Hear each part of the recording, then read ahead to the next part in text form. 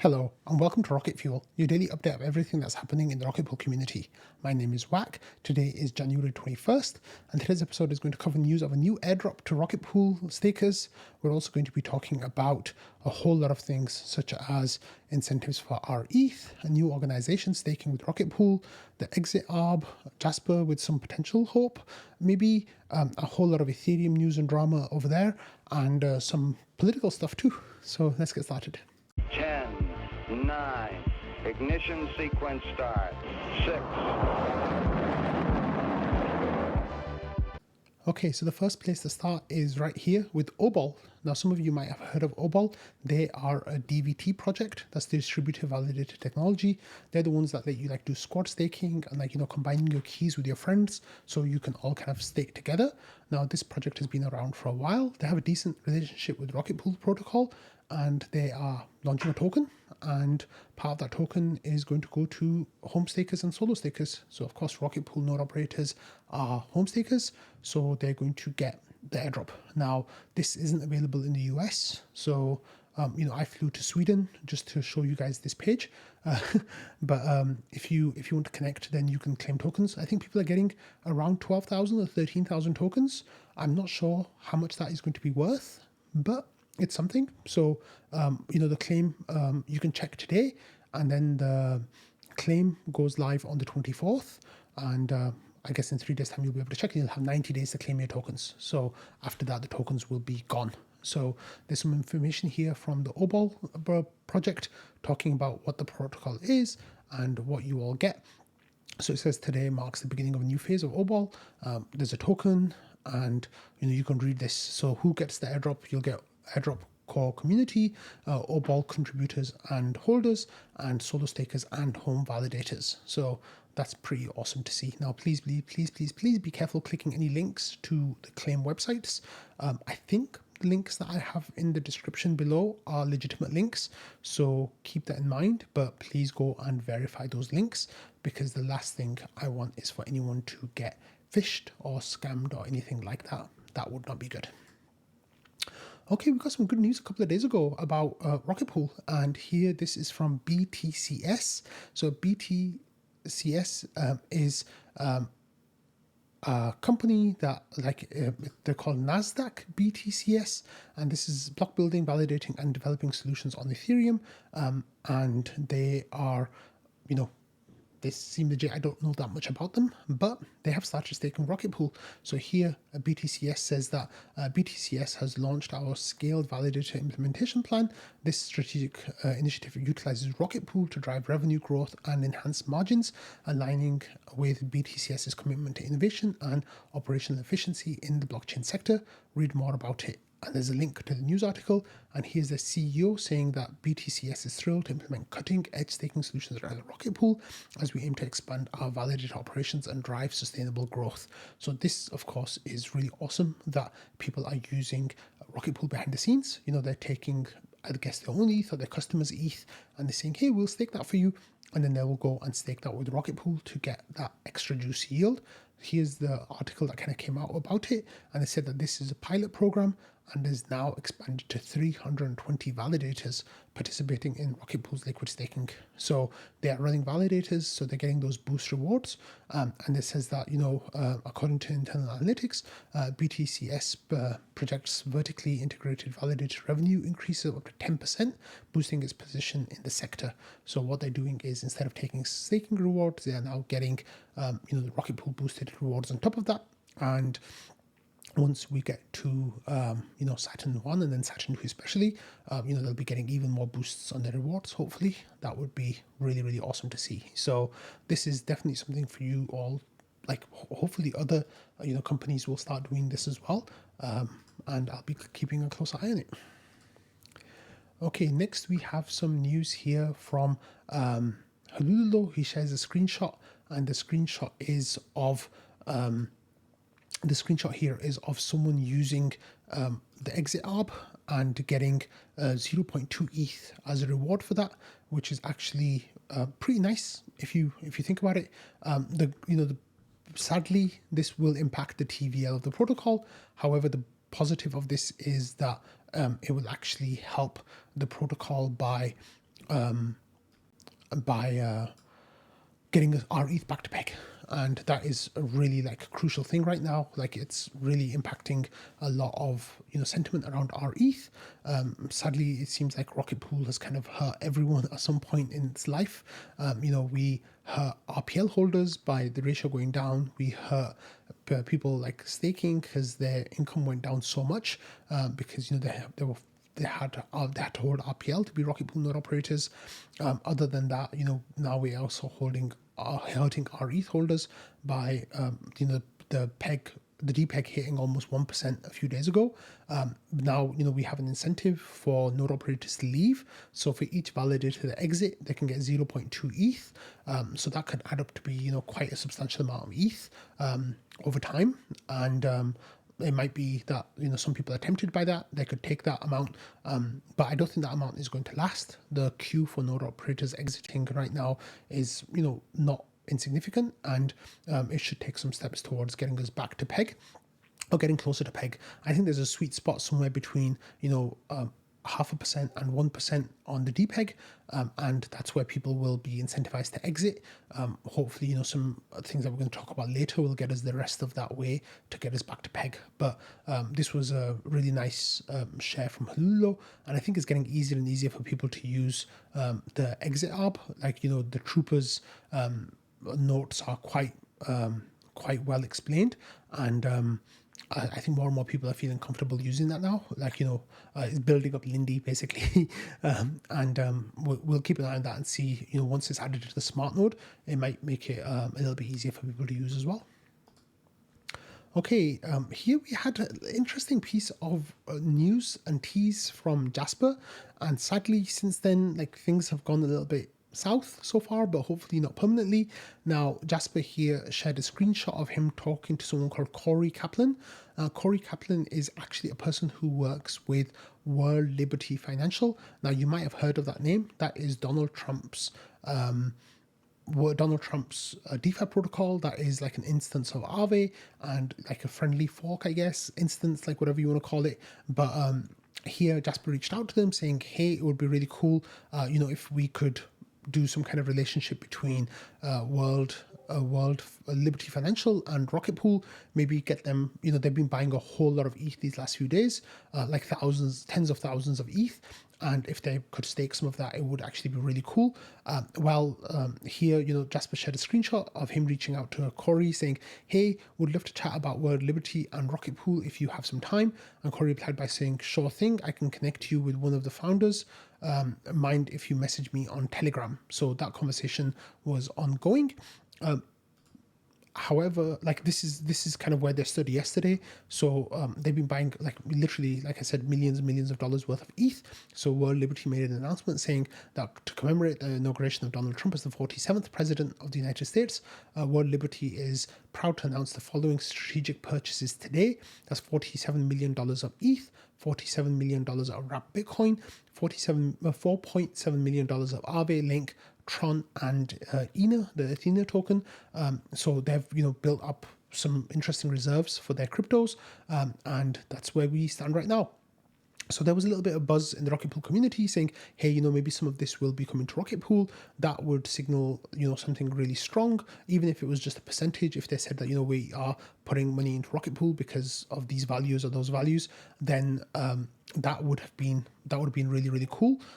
Sadly, that's not quite how it's worked out so far. And what ended up happening instead was that they swapped 4,747 ETH. So that's around 10% of their ETH. They swapped it for Lido's ST-ETH. So that was a transaction that was made yesterday.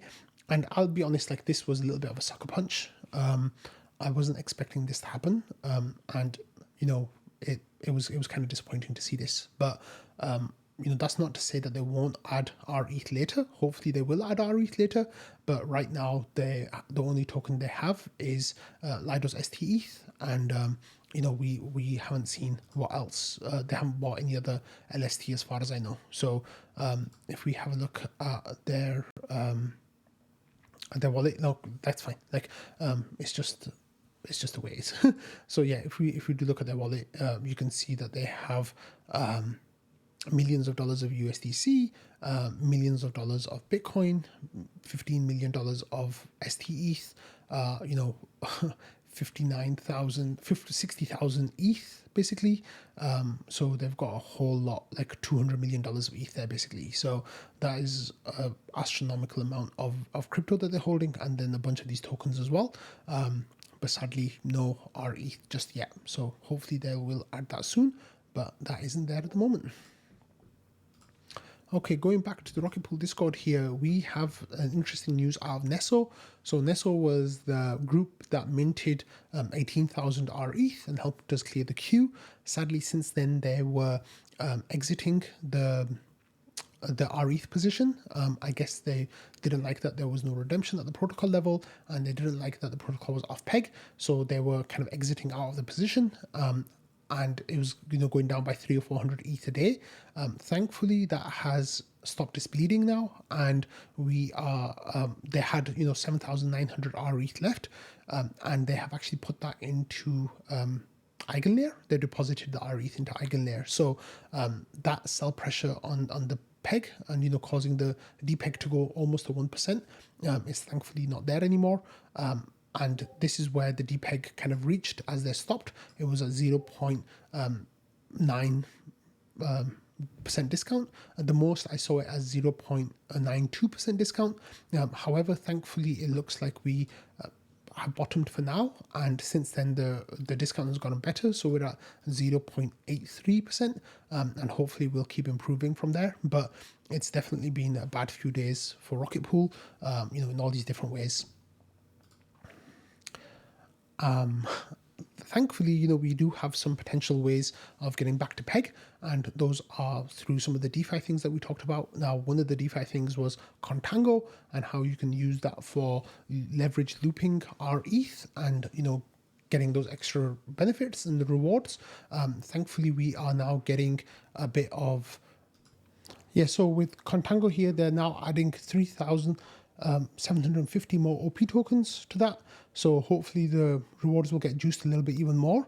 So it might become more attractive for you all to leverage along rETH and loop it. And then that, of course, helps with rETH minting, because you can, your one rETH that you deposit can end up adding 2, 3, 4 potentially rETH worth of demand on the contract.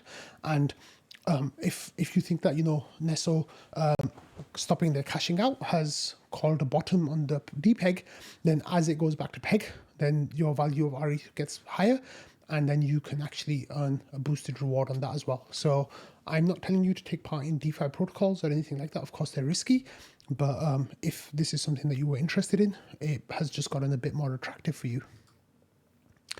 Okay, talking about DeFi protocols, we actually talked about Liquidity version 2 on a takeoff into DeFi on Thursday's episode. So that was a special episode that came out.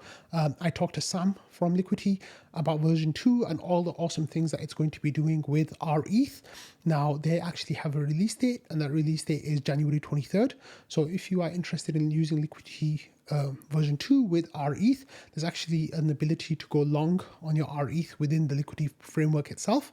And then, you can, the way that it works is you deposit your rETH, you take a loan against your rETH in Bold, you use Bold to buy rETH, and then you deposit it again and you loop it that way. And it's actually really nice that, you can leverage loop it like up to 4 times, I think. Of course, the more times you do it, the riskier it gets. So please keep that in mind. But, it's really cool that if you just want to take a loan against your rETH as well, you can now do that using Liquidity V2 and minting the Bold token. So if you actually want to have a look at the episode that I did with Sam here, it's pinned on my Twitter. So it says, take off into DeFi, talk to Sam, and he tells you about depositing rETH and minting Bold and going leverage long. So in the episode, we talk about what is Liquidity, why choose rETH, and then Sam gives a walkthrough of the app and kind of shows you how to use it and what the different things that you can do with that. So if you are interested in that, definitely go and check it out. Okay, and again, another protocol here using rETH, and this is High, and High is kind of a fork, I think, of Liquidity V1. Again, here you can deposit your rETH and mint the High stablecoin against it. So it says High DAO has decided to give kite emissions a 2x boost for minting High against rETH. That is bridged to OP for the next 2 months.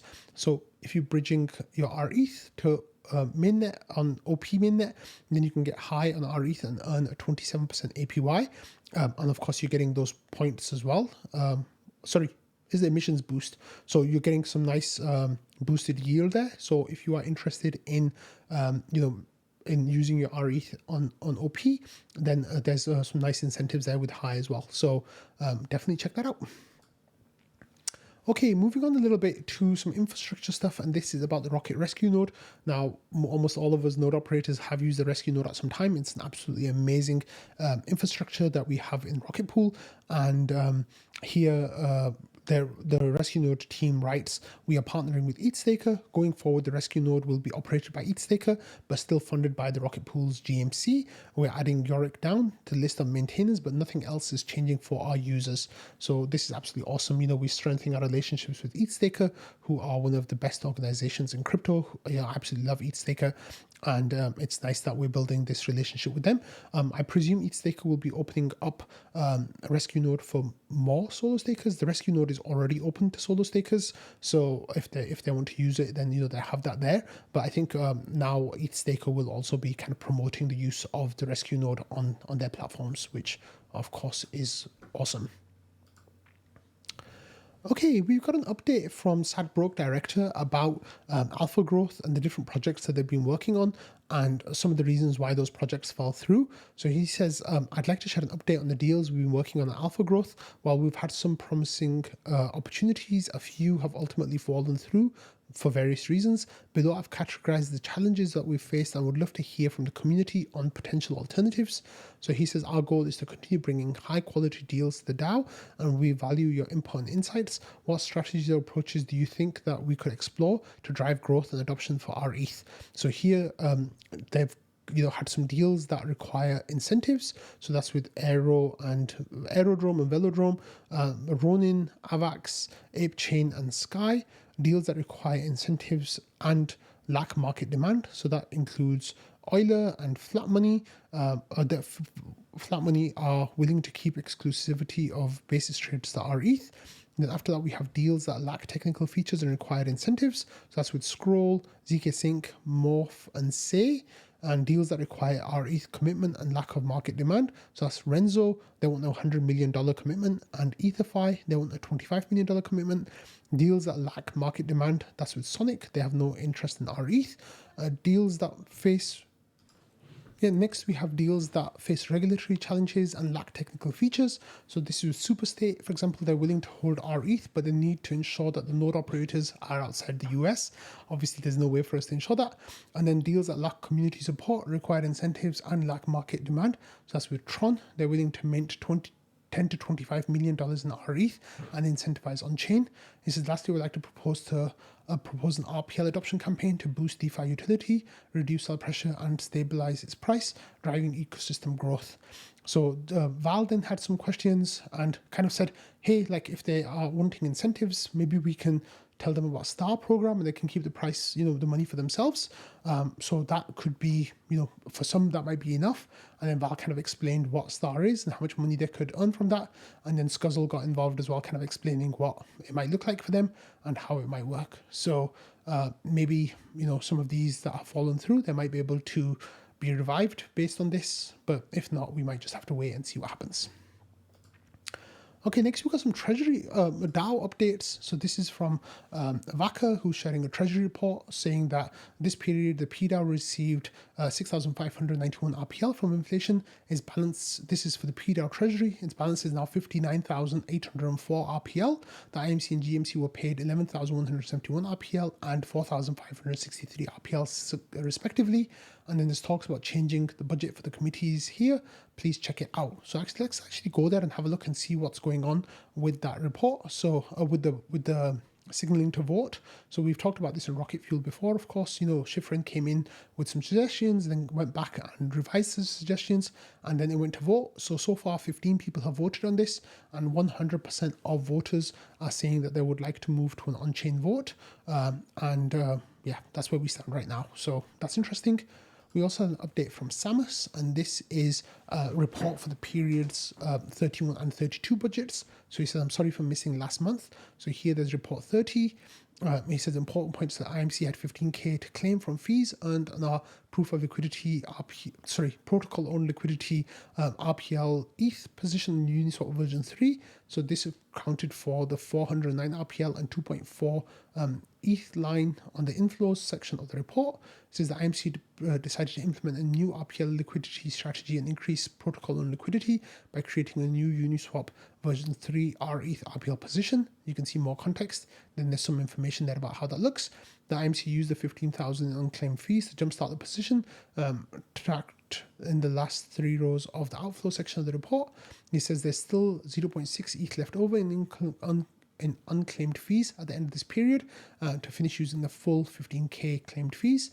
The IMC continued spending budget cut by calculating values with artificial 0.005 RPL ratio. Then we have 11,500 RPL of inflows and 11,500 RPL of outflows pretty much. And then budgeting summary is RPL change. Period 30 saw a 0.57 change from about 3,500 RPL to just a bit more than 3,500 RPL. And extrapolated months to zero balance. So period 30 shows dash since we have a balanced budget, slight surplus, and can continue to spend at this rate indefinitely.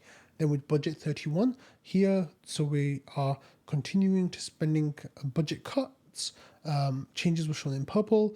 The main protocol or liquidity position is now using that instead of the hidden hand aura market, and also spending the remainder of the 0.6 ETH there. And then there's some deposits and all the other incentives that are going out. And yeah, you can see what's going on there as well. And then there's some important points here. So the IMC continued spending budget cut, and the rate of outflows was slightly higher than the rate of inflows, and the balance change saw minus 30% change from 3,500 RPL to 2,500 RPL, and extrapolated months to zero balance shows 2.29 months, meaning if we kept spending at this rate, we would run out of reserves in a few periods. The main hit was the one-time spend though, so next period's budget should be back to regular spending. And then there's budget 32 here with some information and some data on the 1% price impact. So if you're interested in seeing what the IMC spending is looking like, you can then get that information from this report. So thank you so much, Samus, for putting that together. Okay, and finishing this section, we are going to give an update on what's happening with the hiring. The GMC is hiring for the overseer position for the STAR initiative. We've talked about this on Rocket Fuel a couple of times last week. Well, we ended up having 3 applicants, and those applicants were Dr. Doofus, Signal XU, and Brand 135. So that is now closed. We're not accepting any more applications at this time. And the GMC is now talking to the 3 applicants and trying to figure out which one to hire. And the decision will be posted on January 26th. So in about 5 days time. So that's when the GMC will pretty much reach their decision. So you can expect a result on maybe the 27th or the 28th. So that's really exciting. Okay, moving on to some staking news now, and more stakers are signaling that they want to increase the gas limit. So here, Anthony Sassano was talking about this a few days ago, saying the holiday period is over, so there's no more excuses from node operators to not raise their gas limit to 36 million. So he says we've got 30% of the network signaling for an increase right now. It's time to bump up these numbers, do your part, pump the gas, and then very close behind that, we reached nearly 32%. But if we actually have a look at pump the gas right now, we've actually made some really nice gains. And this is a website to tell you how to do it and how to pump the gas. But I think the current standing is at gas limit that picks here is, yeah, you can see the information. We are currently at 33.5%. So we're edging closer to that 50% number.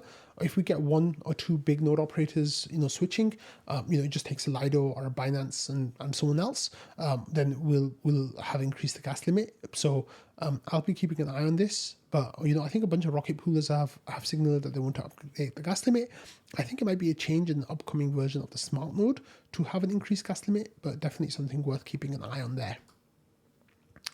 Okay, let's go back to the Discord here. We've got some news from Lido, and Lido here are moving their CSM to be permissionless. So Halula forwarded a message from the Lido Discord saying that an on-chain vote for CSM permissionless transition and share limit increase is planned for January 28th. If the Lido DAO members support the vote, it will be enacted on the evening of January 31st. So it looks like they're going to increase the share of validators that the CSM will be allowed to run. And also what will happen is it'll be open to everyone. So what's really interesting with the CSM though is that they haven't actually brought on a new validator since December because of the way that the inflows and outflows have been balancing for Lido. What will happen is, as they get more inflows, then some of those will be directed to the CSM. However, some of those people who have validators, they're wanting to start validators, they've actually been waiting for a while. So it's going to be interesting to see how that carries on. But Lido are making CSM permissionless, so that means anyone can use it, and that also they're going to increase how much of the Lido stake is going to be on CSM. Okay, and some other staking news here, we have an update from NodeSet. So Ramana asked the question saying, has anyone tried getting rewards out of the NodeSet validators? How do you do it? And the reply was that you can't do that yet, but manual claims will be coming soon. And then Nick actually had an update saying claims are being tested now and it will be available this month. So this month has 10 more days to go. So it looks like, we're very close to getting node operators will be able to claim their rewards of their stake through Hyperdrive, which is the system that they use. That's the smart node version for NodeSet. So that is very, very exciting. Okay, let's move on to some Ethereum news now. The biggest Ethereum news of the week has been the drama about the changes in the Ethereum Foundation. And I'm going to just cover this really quickly. The links to all the tweets are below. But basically the idea is that people in Ethereum land wanted a change at the Ethereum Foundation. And they wanted that change to start with the executive director, who is Aya Miyaguchi right now, and they wanted her to be replaced with Danny Ryan.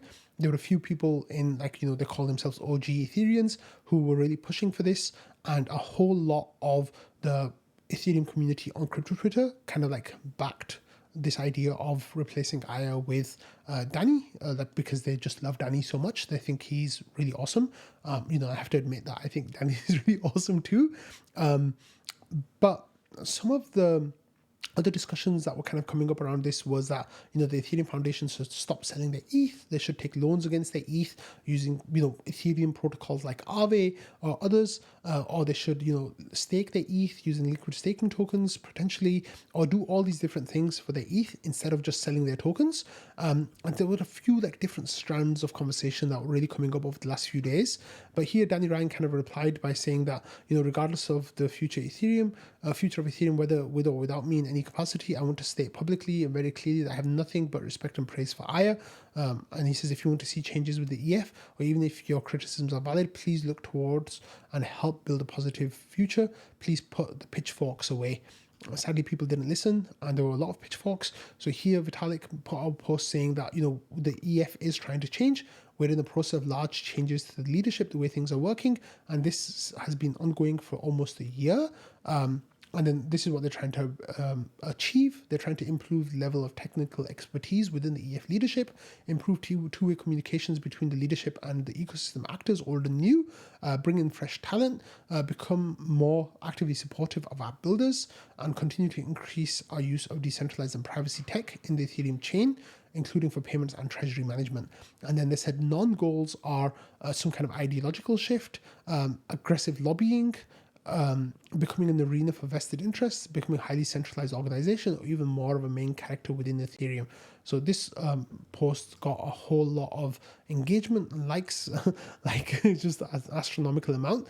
I think if Vitalik was on Kaito's Yappa list, he would have shot up to number one just with this post alone.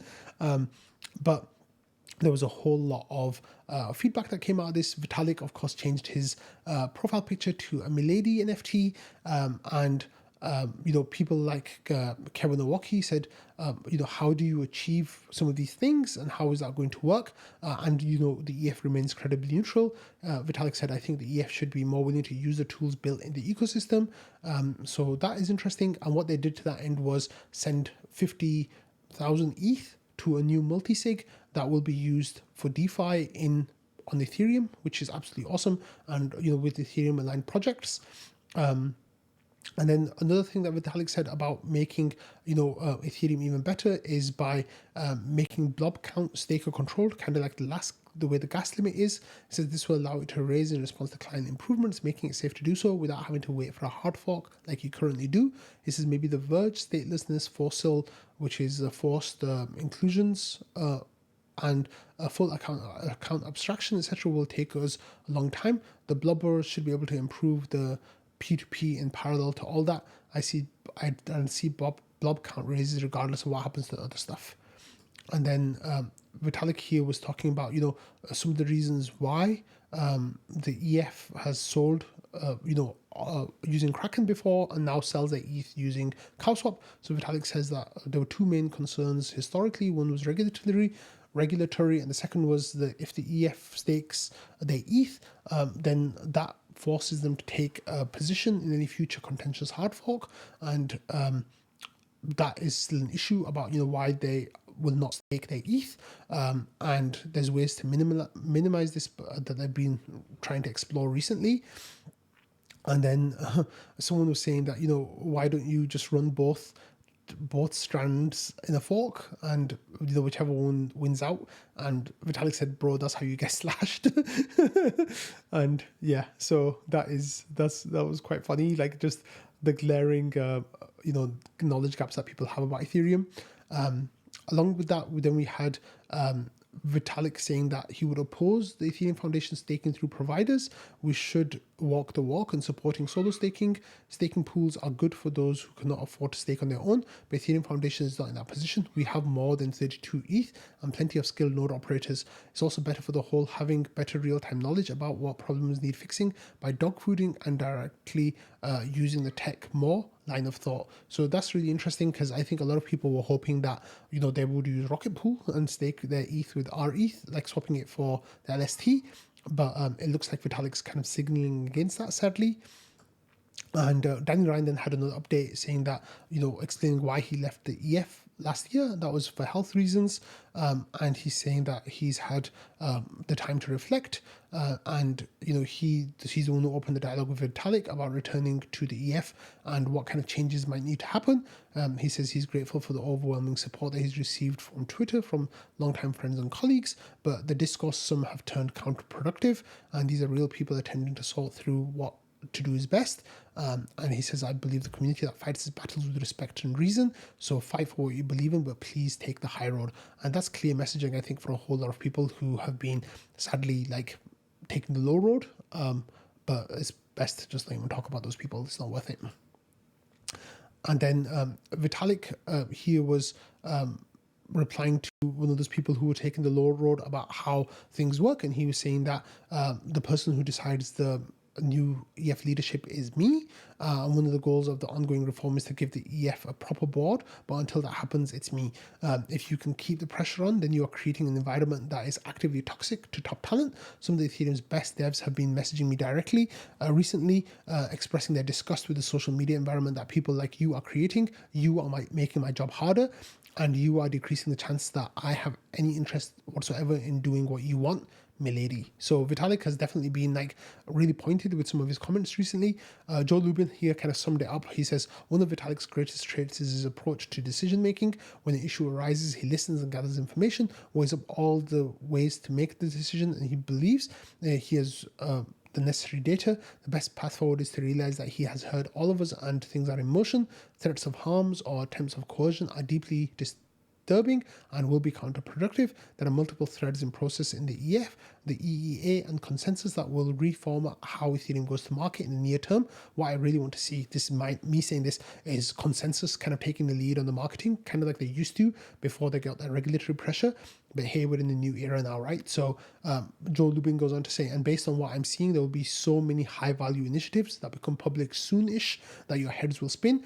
Best to keep them on your shoulders and not lose them before a huge surge begins. The leader is Vitalik. The ticker is ETH. So hopefully that's not just words. And Joe Lubin likes to overestimate how soon things will happen. But soonish hopefully means within the next month or two, I'm hoping, or even sooner than that. Okay, moving on to some actual Ethereum news now, not just drama. We have news of Pectra. So DevNet is live, DevNet 5. So this will most likely be the last DevNet before we move on to forks of the testnets, and we have some information here from NSSO saying that if this DevNet goes smoothly, this will be the last DevNet before Pectra is launched on testnets. The next steps after testnets on Pectra is mainnet. So that, of course, is incredibly exciting. And then we got a little bit more information about this as well. Sorry, that's the same tweet again. Here, Christine Kim has a proposed schedule from the All Core Devs calls, and she says that January 23rd, which is in 2 days from now, or 30th, more likely, I think, on the next few All Core Dev calls, we're going to finalize the block numbers, exact times and dates for upgrades. February 3rd, publish new client releases for the upgrade by this date. February 12th, we'll have the Sepolia fork. February 19th, just a week later, we'll have the Haleshki fork. And early to mid-March, we'll have mainnet fork. Now, I think some of that timeline might be a little bit ambitious. So I wouldn't mind adding a week to all of those things. So I'm personally saying that maybe mid-March to maybe the end of March might be more realistic. However, it looks like, where all systems go towards this upgrade. And that, of course, is incredibly exciting. And in other news, for those of you who've been living under a rock, yesterday Donald Trump became the president of the US, and it looks like he's already making moves on some of the things that he had promised before in his campaign. And one of those is setting up a Crypto Taskforce within the SEC. So here, News of Alpha says the SEC Crypto 2.0. So acting chairman Ueda announces a formation of a new Crypto Taskforce, and then there's a link to the SEC. And here, Nate Grassi has a screenshot. He says the SEC has launched a new Crypto Taskforce. They're dedicated to developing a comprehensive and regulatory framework for crypto assets. It's going to be led by Hester Pierce. And he says, yes, please. And here, this is for immediate release on January 21st, saying that Mark Ueda will launch a task force dedicated to developing a comprehensive and clear regulatory framework for crypto assets. Commissioner Hester Pierce will lead the task force. Richard Gabbard, senior advisor to the acting chairman, and Taylor Asher, senior policy advisor to the acting chairman, will serve as the task force chief of staff and chief policy advisors respectively. So this is absolutely awesome, and hopefully we'll get some good regulatory news that comes from this. Hopefully it'll be positive for crypto. But on that note, I'm going to end today's episode. So thank you all for listening, watching, and being part of the Rocket Fuel community. I hope you've all had a great weekend. It has definitely been an impactful one, and there's a whole lot that happened this weekend that I'm not covering in the meme coin space with the Trumps, but you can find that information from a million other places. But yeah, thanks for watching, and I'll see you all tomorrow. Bye.